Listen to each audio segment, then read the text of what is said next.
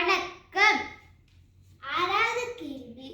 சதுர வடிவிலான மரக்கறி தோட்டம் ஒன்றின் ஒரு பக்கத்தின் நீளம் 18 மீட்டர் ஆகும்.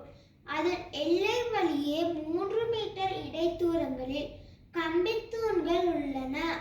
அவ்வாறு உள்ள கம்பித்தூண்களின் எண்ணிக்கை யாது? ஒரு சதுர வடிவிலான மரக்கறி தோட்டம் ஒன்றின் ஒரு பக்கத்தின் நீளம் 18 மீட்டர் ஆகும். அதன் எல்லை வழியில் 3 மீட்டர் இடைத்தூரத்தில் கம்பித்தூண்கள் உள்ளன. அவ்வாறு உள்ள கம்பித்தூண்களின் எண்ணிக்கை யாது?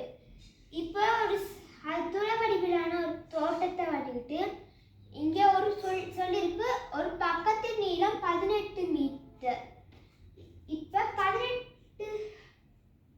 18 மீட்டரை 3ஆல பிரிக்கணும். ஏன்னா 3 மீட்டர் இடைத்தூரங்களில் கம்பித்தூண்கள் உள்ளன. அதை 3ஆ பிரிச்சா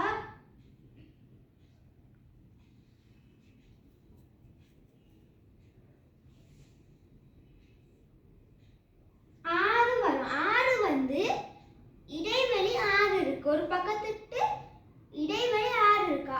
6 இடைவெளி இருந்தா 7 தூண்கள் இருக்கும். ஒரு பக்கத்துக்கு 7 தூண்கள் இருக்கும். 4 மூலையிலையும் 4 தூண்கள் இருக்கும்.